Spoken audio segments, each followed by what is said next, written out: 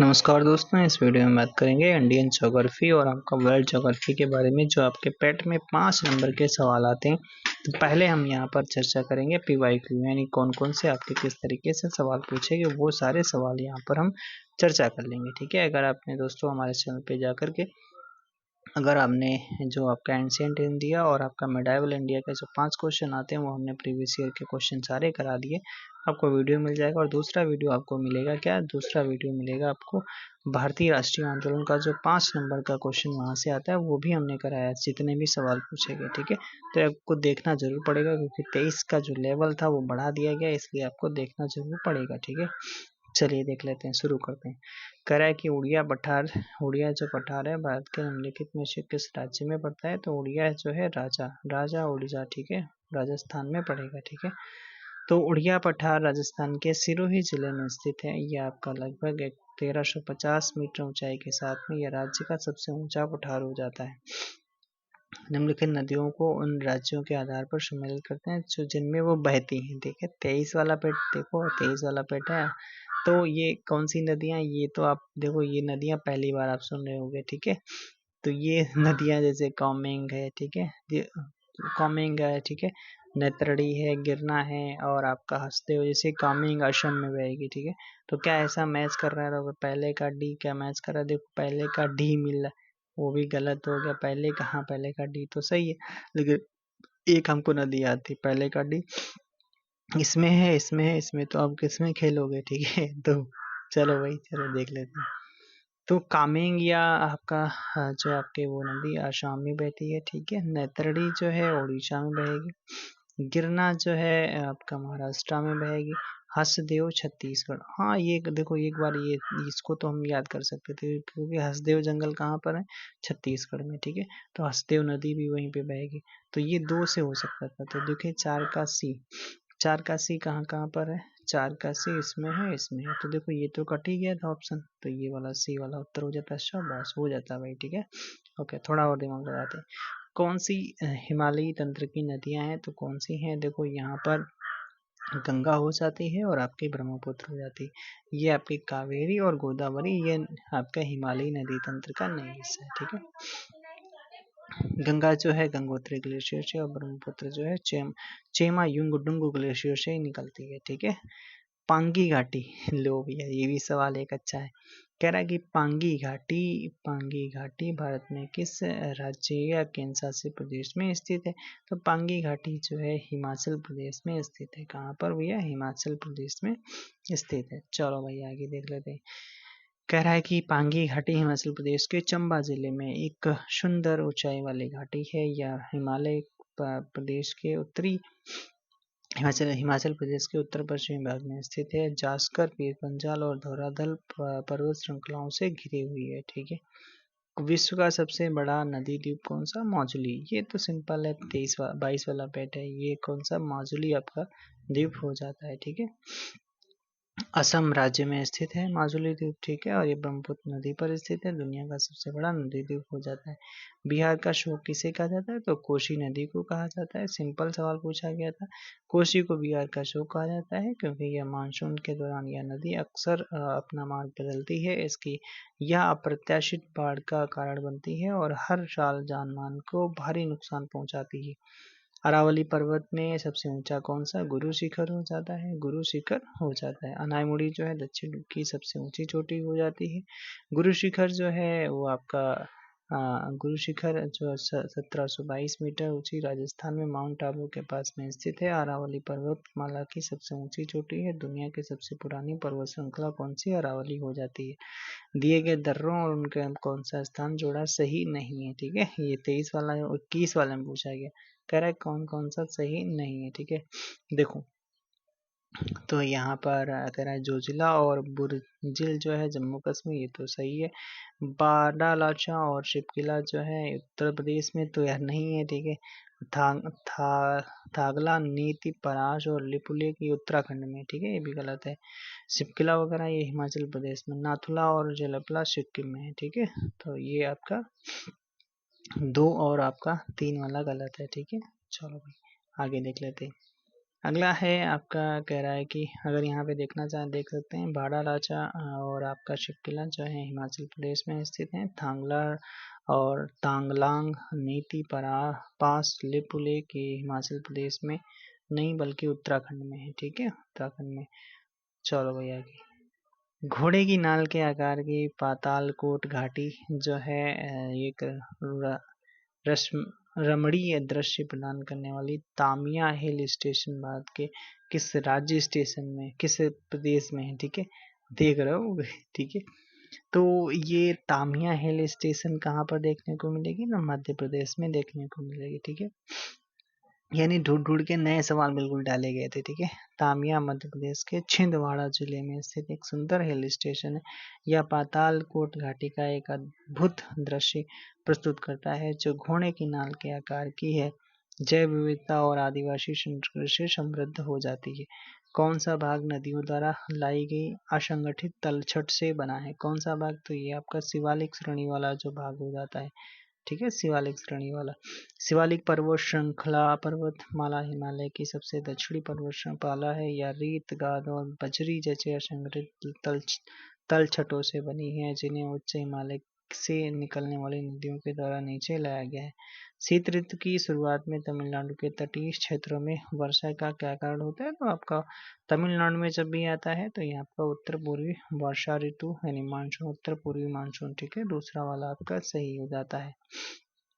तमिलनाडु के तटीय क्षेत्र में अधिकांश वर्षा जो होती है शीत ऋतु की शुरुआत अक्टूबर दिसंबर में उत्तर पूर्वी मानसून के कारण होती है जिसे लौटता हुआ मानसून कहा जाता है। लौटता हुआ मानसून भैया कहा जाता है। अक्टूबर की गर्मी का मुख्य कारण क्या होता है? तो अक्टूबर की गर्मी का मुख्य कारण होता है कि उच्च आर्द्रता से जुड़ा आपका उच्च तापमान। ठीक है, सी वाला उत्तर सही हो जाता है। चलो भाई, ग्रीष्म काल में उत्तरी मैदानों में बहने वाली कौन को, ये सिंपल सवाल पूछा गया था, इसे लू कहते हैं। ठीक है, लू एक गर्म एवं शुष्क पवन है जो गर्मियों के महीने में आपका विशेष रूप से मई और जून के दौरान भारत के उत्तरी मैदानों में बहती है। आमतौर पर दोपहर के समय चलती है। दोपहर में ना निकला करो। सामान्य वर्षा में अचानक वृद्धि हो जाती है, कई दिनों तक लगातार जारी रहती है। मानसून, इसे के मानसून कौन सा मानसून कहा जाता है? ये भी देखो अच्छा सवाल। ये 22 का पेट है तो ये आपका प्रस्फुट यानी फटना। ठीक है, प्रस्फुट कहा जाता है भाई। ठीक है, प्रस्फुट। मानसून का प्रस्फुट या फटना सामान्य वर्षा की अवधि के बाद अचानक भारी वर्षा की शुरुआत को दर्शाता है। यह आमतौर पर जून की शुरुआत में होता है, खासकर केरल तट पर, और फिर पूरे भारत में फैल जाता है। ठीक है, अब आने वाला है समझो। ठीक है, मानसून के प्रस्फुट को आमतौर पर मानसून की शुरुआत के रूप में जाना जाता है। यह दक्षिण पश्चिम मानसून की शुरुआत का प्रतीक है। भारत में किस स्थान पर दिन और रात के तापमान में व्यापक अंतर पाया जाता है? कौन सा स्थान हो जाता है? तो थार का मरुस्थल हो जाता है। ठीक है, दिन और रात में टेम्परेचर बहुत ज्यादा डिफरेंस देखने को मिलता है। तो यहाँ पर अगर बात करते हैं, थार मरुस्थल में दिन और रात के बीच में तापमान में बहुत बड़ा उतार चढ़ाव देखने को मिलता है क्योंकि रेत दिन में जल्दी गर्म हो जाती है और रात में तेजी से ठंडी हो जाती है, जिसके कारण से काफी तापमान में अंतर देखने को मिलता है। दिन के समय टेम्परेचर जो 45 डिग्री सेंटीग्रेड तक हो जाता है और रात में वही आपका, अगर बात करते हैं तापमान की कमी की, और 10 डिग्री सेंटीग्रेड या उससे भी कम हो जाता है भी। राजस्थान के राजस्थान के जालौर जिले में किस प्रकार का ग्रेनाइट पाया जाता है? तो राजस्थान के जालौर जिले में आपका रोजी पिंक गुलाबी ग्रेनाइट पाया जाता है। ऐसा सवाल आपने कहीं किया है क्या? 2023 वाला बिट पूछा गया है, नए सवाल। राजस्थान का जालौर जालौर जिला गुलाबी रोजी पिंक यानी ग्रेनाइट के भंडार के रूप में प्रसिद्ध है, जो ग्रेनाइट की एक विशिष्ट उच्च गुणवत्ता वाली किस्म है जिसका व्यापक रूप से निर्माण और सजावटी अनुप्रयोगों में किया जाता है। राजस्थान में खेतड़ी परियोजना किसके लिए? तो खेतड़ी तो तांबे के लिए है। ये 21 वाला पेट पूछा गया है। ठीक है, तांबे के लिए फेमस है।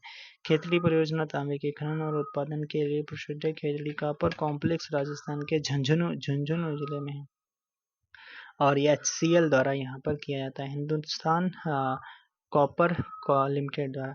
भूरा यानी ब्राउन कोयला भी कहा जाता है, किसे कहा जाता है? तो लिग्नाइट को भूरा भूरा या फिर आपका ब्राउन कोयला भी कहा जाता है। लिग्नाइट को अक्सर हम इसके भूरे रंग और कम कार्बन सामग्री के कारण भूरा कोयला कहा जाता है। उच्च नमी और कम ऊर्जा घनत्व वाले निम्न श्रेणी का कोयला होता है। लिग्नाइट इतना मुलायम और भुरभुरा होता है, इसे हाथों से तोड़ा जा सकता है। हाँ, अच्छा। भिलाई संयंत्र जो है लोएस का भिलाई वाला कहाँ पर आपका ये दल दल्ली और राजहरा में देखने को मिलेगा। कहाँ पर? दल्ली और राजहरा में देखने को मिलेगा। ठीक है, भिलाई भाई छत्तीसगढ़ में देखने को मिलेगा। तो वहां पे स्थान पूछा गया भाई। ठीक है, किस स्थान पे? छत्तीसगढ़ में भिलाई इस्पात संयंत्र को लौह अयस्क की आपूर्ति दल्ली राजहरा खदानों से होती है, जो भिलाई से लगभग 85 किलोमीटर दक्षिण में है। ये खदानें हेमेटाइट अयस्क से समृद्ध हैं, जो इसका इस्पात उत्पादन के लिए आदर्श हो जाती हैं। गन्ने के उचितम लाभकारी है जो एफआरपी को कौन मंजूरी देता है? तो एफआरपी को कौन? आर्थिक मामलों की कैबिनेट मंत्री ही तो देती है। तो आपका ये वाला उत्तर आपका सही हो जाता है भाई। ठीक है, ओके। चलो भैया आगे कुछ सवाल हैं। कह रहा है कि गन्ने का उचितम लाभकारी, ठीक है, ये एफआरपी दिया जाता है। चीनी मिलों द्वारा गन्ना किसानों को दिया जाता है। चलो भाई, किसके द्वारा 1936 में पहली बार भारत के वन प्रकारों का वर्गीकरण किया गया? लो भैया, ठीक है, 23 वाला पेट है। किसके द्वारा किया गया? वन के प्रकारों का। तो ये थे आपका सर HG चैंपियन थे, तभी तो करेंगे चैंपियन महोदय जी करेंगे। ठीक है, चैंपियन जी करेंगे। सर HG के चैंपियन 1936 में भारत में वन प्रकारों का वर्गीकरण करने वाले पहले व्यक्ति थे। चैंपियन और क्षेत्र वर्गीकरण व्यापक रूप से उपयोग किया जाता है और जलवायु और पारिस्थितिकी स्थितियों के आधार पर 5 प्रमुख कारकों 16 उपकारकों में वर्गीकृत किया गया। सागौन के जंगल आपको कहाँ देखने को मिलते हैं? तो सागौन वाले आपको मध्य प्रदेश में देखने को मिलेंगे। ठीक है, मध्य प्रदेश में देखने को मिलेंगे। मध्य प्रदेश में भारत में सबसे बड़े सागौन के जंगल हैं। यह सागौन की लकड़ी के अग्रणी उत्पादकों में से एक है। सागौन एक उष्णकटिबंधीय वृक्ष है। कैसा भी है? उष्णकटिबंधीय, जो मुख्य रूप से पर्णपाती जंगलों में पाया जाता है, खासकर मध्य और दक्षिणी भारत में।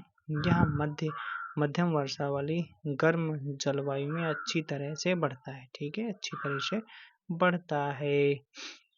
नागार्जुन सागर बांध किस पर है? तो कृष्णा नदी पर हो जाता है। ठीक है, तेलंगाना में और आंध्र प्रदेश की सीमा पर स्थित है। कृष्णा नदी पर बनाया गया है। दक्षिण भारत की प्रमुख नदियों में से एक है। कौन सी? कृष्णा नदी। यह बांध दुनिया के सबसे बड़े चिनाई वाले बांधों में से एक है। सलाल पनबिजली परियोजना किस नदी पर हो जाती है? तो चेनाब नदी पर हो जाती है। किस पर भैया? चेनाब नदी पर हो जाती है। ये कश्मीर के रियासी जिले में चेनाब नदी पर हो जाती है और यह स्वतंत्रता के बाद जम्मू कश्मीर में निर्मित पहली जल विद्युत परियोजना भी है। ठीक है, भारत माना कि हमें उत्तर रेखा कौन सी हो जाती है? तो 82.5 डिग्री पूर्वी देशांतर। ठीक है, ये वाला उत्तर सही हो जाता है। जो आपका GMT से आपका जो इंडियन स्टैंडर्ड टाइम है वो आपका 5.5 घंटे आगे है। भारत का सबसे छोटा केंद्र शासित प्रदेश कौन सा हो जाता है? तो आपका लक्षद्वीप हो जाता है। ठीक है, क्षेत्रफल की दृष्टि से लक्षद्वीप भारत का सबसे छोटा है, जो 32 वर्ग किलोमीटर का क्षेत्रफल है। 32 है केवल। हाँ, केंद्र शासित प्रदेश है, अरब सागर में स्थित है और आपका 36 प्रवाल द्वीपों का समूह। क्षेत्रफल की दृष्टि से निम्नलिखित में से कौन सा राज्य सबसे छोटा है? कौन सा है भैया? गोवा सबसे छोटा है और जिसका क्षेत्रफल लगभग 3702 वर्ग किलोमीटर हो जाता है। चुरीमुरा लो भैया 23 वाला सवाल। चुरीमुरा जो कि गोमती नदी के तट पर खड़ी पहाड़ी दीवार पर चट्टान पर की गई नक्काशी पैनलों के लिए प्रसिद्ध है। भारत में से किस राज्य केंद्र शासित प्रदेश में देखने को मिलेगा? चुबीमुरा। ठीक है, ये आपका त्रिपुरा में देखने को मिलेगा। ठीक है, चुबीमुरा या छबीमुरा गोमती के तट पर खड़ी पहाड़ी दीवार पर चट्टानों पर की गई नक्काशी के लिए प्रसिद्ध है। यह त्रिपुरा राज्य के दक्षिण त्रिपुरा जिले में स्थित है। यह आपका ऐतिहासिक और पुरातात्विक स्थल है। यहाँ भगवान शिव, विष्णु, कार्तिक, महिषासुर मर्दिनी दुर्गा तथा अन्य देवी देवताओं की विशाल प्रतिमाएं उकेरी गई हैं। लेक तुर्काना, ये भैया जो आपका है ये ठीक सवाल पूछा गया। लेक तुर्काना दुनिया की सबसे बड़ी रेगिस्तानी झील है। यह किस देश में स्थित है? तो केन्या में हो जाती है लेक तुर्काना। ठीक है, तुर्काना। तुर्काना लेक दुनिया की सबसे बड़ी रेगिस्तानी झील है। मुख्य रूप से उत्तरी केन्या के तुर्काना काउंटी में देखने को मिली। पृथ्वी का सबसे बड़ा अंतःस्थलीय जल निकाय कौन सा हो जाता है? कैस्पियन सागर हो जाता है। कौन सा भैया? कैस्पियन सागर हो जाता है। कैस्पियन सागर पृथ्वी का सबसे अंतर्देशीय जल निकाय है। सतह क्षेत्र के हिसाब से सागर कहे जाने के बावजूद यह वास्तव में एक झील है। ठीक है, ध्यान रखना भैया। खारे पानी की सबसे बड़ी झील है जिसका समुद्र से कोई निकास नहीं है। ठीक है, GMT का आपका ग्रीनविच मीन टाइम होता है, इसका फुल फॉर्म होता है। फुल फॉर्म ही केवल पूछ लिया गया, अच्छी बात है, सिंपल सवाल पूछा गया आपको, बल्ले बल्ले हो गया। GMT से अब जस्ट अभी हमने बात करा था, जो IST है GMT से 5.5 घंटे आगे है। ठीक है, विश्व के कितने प्रमुख काल क्षेत्रों में बांटा गया? तो 24 जोन में बांटा गया है। पृथ्वी को 24 प्रमुख समय क्षेत्रों में टाइम जोन में विभाजित किया गया है, जिसमें प्रत्येक 1 घंटे के समय अंतर को दर्शाता है। ऐसा इसलिए है क्योंकि पृथ्वी को एक पूर्ण चक्कर जो आपका पूरा करने में 24 घंटे लगते हैं, इसलिए 360/24 मतलब 15 डिग्री प्रति समय क्षेत्र आता है। ठीक है, और प्रत्येक समय क्षेत्र आमतौर पर 15 डिग्री देशांतर तक फैला होता है। उस जंगल का नाम बताइए जो पृथ्वी के फेफड़े के रूप में जाना जाता है। तो अमेजन के वर्षा वन हो जाते हैं। अमेजन वर्षा वन दुनिया का सबसे बड़ा उष्णकटिबंधीय वर्षा वन है जो ब्राजील, पेरू, बोलिविया में फैला हुआ है, जो पृथ्वी के फेफड़े भी कहते हैं। ये दुनिया की लगभग 20% ऑक्सीजन का उत्पादन करते हैं, तो इसलिए आपका ये फेफड़े कहा जाता है। अल नीनो एक जटिल मौसम प्रणाली है जो हर 3 से 7 साल में एक बार दिखाई देती है। या अल नीनो शब्द का अर्थ क्या होता है? अल नीनो शब्द का अर्थ क्या हो जाता है? अल नीनो का आपका बाल मसीह यानी चाइल्ड क्राइस्ट। ठीक है, इसका अर्थ हो जाता है भाई। ठीक है, दूसरा वाला उत्तर आपका सही है। ठीक है, 23 वाला बेटा है। अल नीनो एक स्पेनिश शब्द है जिसका अर्थ है क्राइस्ट चाइल्ड या लिटिल बॉय।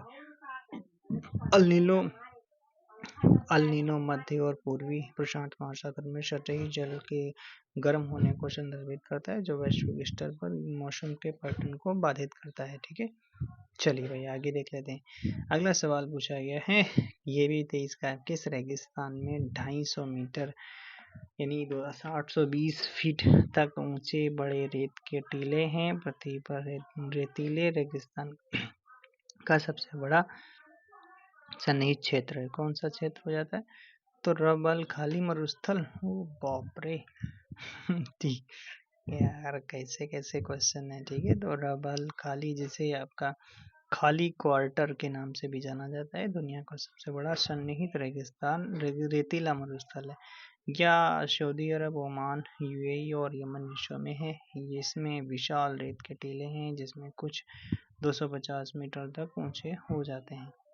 चलो भाई, उस जलडमरू मध्य का नाम बताइए जो जावा सागर को हिंद महासागर से जोड़ता है। जावा सागर, जावा सागर को हिंद महासागर से जोड़ेगा कौन? सुंडा जलडमरू मध्य जोड़ेगा। ठीक है, सुंडा जलडमरू मध्य जोड़ेगा। सुंडा वाला जो इंडोनेशिया में जावा और सुमात्रा द्वीपों के बीच में स्थित है, यह जावा सागर और हिंद महासागर को जोड़ता है। कुछ स्थानों पर भूजल जल स्तर के नीचे कठोर चट्टानों की परतों के बीच में जमा होता है। इसे किस नाम से जाना जाता है? इसे जलभृत के नाम से जाना जाता है। ठीक है, ये भी अच्छा सवाल पूछा गया। एक्वीफर कहा जाता है। ठीक है, जलभृत एक्वीफर पारगम्य चट्टान तलछट की एक परत है जो भूजल को धारण करती है और संचारित करती है। या वाटर टेबल के नीचे यह जल स्तर वाटर टेबल के नीचे पाया जाता है और इसमें संग्रहित पानी को कुओं या बोरवेल के माध्यम से निकाला जा सकता है। मिट्टी के कड़ों और चट्टानों की दरारों के बीच में सारा स्थान पानी से भरा होता है। इस परत की ऊपरी सीमा कहलाती है देख रहे हो, मिट्टी के कड़ों और चट्टानों की दरारों के बीच में सारा स्थान पानी से भरा होता है। इस परत की ऊपरी सीमा क्या कहलाती है? इस परत की ऊपरी सीमा क्या कहलाती है? जल तालिका है, बनी वाटर टेबल, जस्ट अभी ऊपर पढ़ा गया था यार, वाटर टेबल कहलाती है। ठीक है, वाटर टेबल। ठीक है, सी वाला उत्तर सही, वाटर टेबल जल तालिका कहलाती है।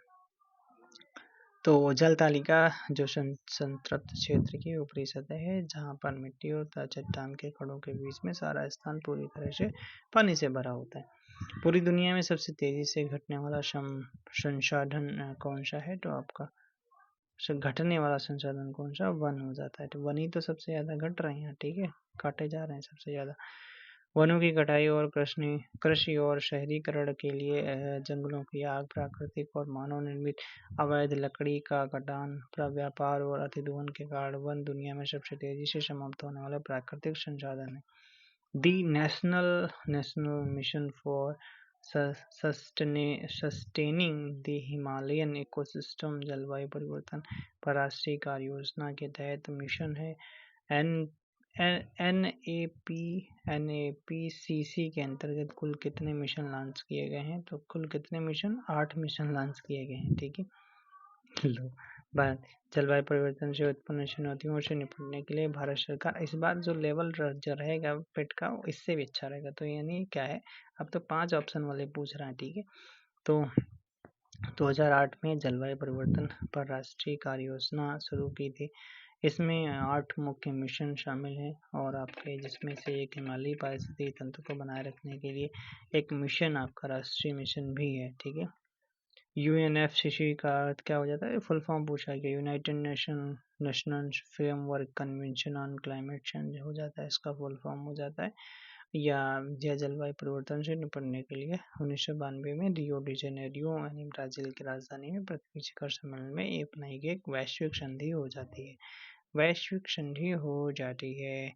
अगला सवाल पूछा गया, ग्लोबल वार्मिंग के लिए जिम्मेदार कौन सी है? तो ग्रीन हाउस गैस हो जाती हैं। ग्रीन हाउस गैसें जैसे आपका CO2 हो जाता है, methane CH4, nitrous oxide N2O, chlorofluorocarbon CFC पृथ्वी के वायुमंडल में ऊष्मा को रोकती हैं और पृथ्वी के औसत तापमान में धीरे धीरे वृद्धि होती है। इस प्रक्रिया को ग्लोबल वार्मिंग कहा जाता है, मतलब टेम्परेचर बढ़ रहा है बस।